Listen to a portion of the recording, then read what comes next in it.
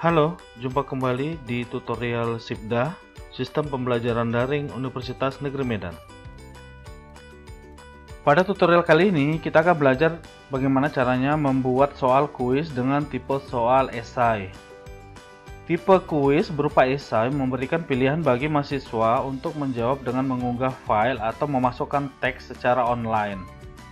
Untuk jawaban yang lebih luas dan kompleks, mungkin pengajar lebih baik menggunakan menu assignment.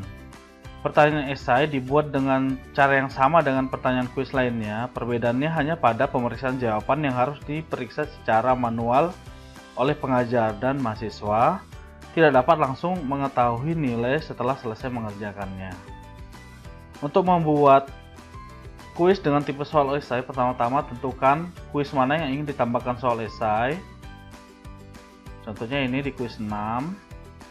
Lalu klik edit quiz ya.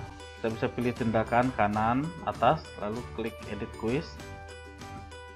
Setelah itu pada bagian ini kita klik add a new question, lalu kita pilih esai. Setelah itu kita klik tambah. Pada bagian ini kita bisa memberikan nama soal di sini. Misalnya soal tentang apa ya, kloroplas atau fotosintesis. Misalnya ini jelaskan proses fotosintesis pada kloroplas. Misalnya, ini kan pertanyaannya membutuhkan jawaban yang panjang. Maka di sini kita bisa membuat responnya tipenya seperti apa. Apakah dia hanya berupa HTML, ya, atau menggunakan plain text. Dan ini memiliki tampilan yang berbeda-beda ya. Kalau HTML editor itu si mahasiswa menjawab dengan kolom web standar dengan format penulisan teks standar HTML. Kalau HTML editor with file picker, ini tampilannya seperti HTML tapi dilengkapi dengan komponen untuk upload file video maupun audio. Kalau plain text, ini jika jawabannya hanya berupa teks standar tanpa format. Kalau plain text monospace font biasanya untuk apa ya ini? Untuk tugas-tugas pemrograman. Dan yang terakhir no online text, artinya tidak ada teks apapun. Lebih baik menyediakan opsi upload file jika memilih option nomor 5 ini. Nah, kita coba pilih yang plain text saja. Nah, di sini ada pilihan ini, si mahasiswa harus klik enter text ya untuk kemudian mengupload jawabannya atau tidak gitu ya, atau opsional. Ini banyaknya jawaban yang bisa diisi oleh mahasiswa. Misalnya ini 15 baris, ini sudah cukup banyak ya. Apakah ini didukung dengan upload file misalnya? Nah, karena si ini tidak tidak mendukung upload file, jadi biasanya nggak akan muncul kecuali kita pilih yang HTML editor with file ini ya. Jadi ini tidak aja. Nah, kita bisa mencantumkan template. Misalnya kita punya template seperti apa, kita mau dia menjawab lebih teratur misalnya dengan mencantumkan template-template.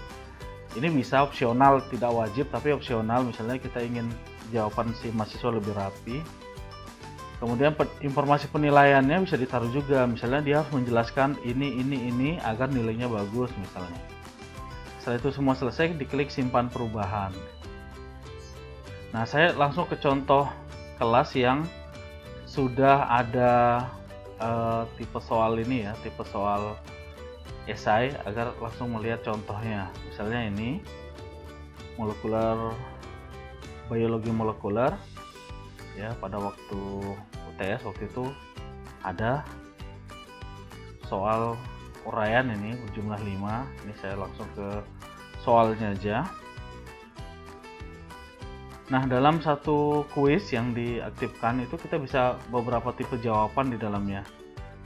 Ada beberapa tipe soal, jadi bisa pilihan ganda, kita bisa pilih isian, kita bisa pilih uraian dalam waktu yang bersamaan dengan jumlah nilai atau komponen nilai yang berbeda-beda juga bisa diatur ya. Nah, ini sudah ada 5 ya, jadi jika diklik tampilannya sementara seperti ini. Jadi plain text ini mahasiswa hanya bisa mengisi pada kolom yang sudah disediakan ya.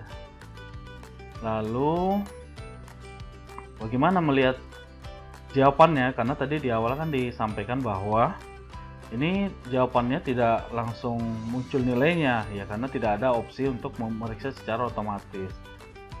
Nah, kita masuk dari versi mahasiswa ya, ini mahasiswa. Di versi mahasiswa dia akan melihat bahwa ada kelas baru yang ditambahkan. Oke, ini ada kelas baru yang ditambahkan. Lalu klik di sini, molekular biologi. Tadi kita ada di pertemuan 8 ya untuk soal UTS. Nah, klik. Lalu di bagian ini si mahasiswa mencoba kuis. Nah, ini karena soalnya acak ya, jadi saya pilih dulu beberapa soal yang esai. Jadi kita bisa coba menjawab. Nah, ini misalnya esai bla bla bla, saya lewati ya. Ada nggak ya tipe soalnya? Nah, misalnya ini nomor 37, kita bisa isi juga. Nah, setelah itu kita klik finish saja. Nah, ada yang belum dijawab ya.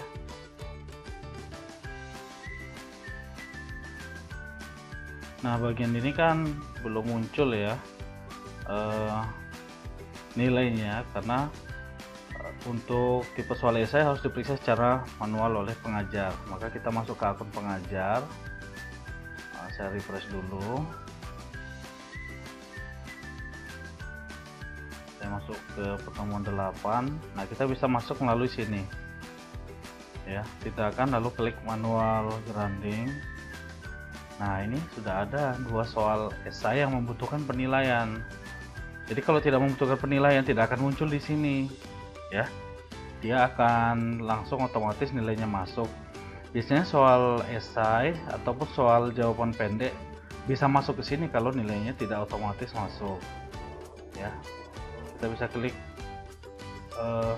grade to grade, lalu kita lihat kembali jawabannya. Karena tadi jawabannya salah ya, kita bisa menilai secara manual. Oh, ini nilainya, misalnya tadi di pengaturan kita udah buat nilainya maksimal 4, kita klik 4, dapat nilai yang maksimal. Oke, selesai. Yang ini misalnya, oh ini kurang tepat, jawaban nilainya kita kasih 3. Oke, masuk. Setelah selesai, nilainya sudah masuk. Kita bisa masuk ke bagian nilai ini untuk melihatnya. Nanti kita lihat di sini, oh tes dia sudah ada nilai 10 misalnya ya, si mahasiswa ini. Ini hasil penjumlahan atau hasil rata-rata dari 2 jawaban tadi ya. Kenapa 10 ya, tadi dari 40 soal yang dijawab cuma 2, itu pun bagian esai doang. Demikian tutorial kali ini, sampai jumpa pada tutorial berikutnya. Terima kasih.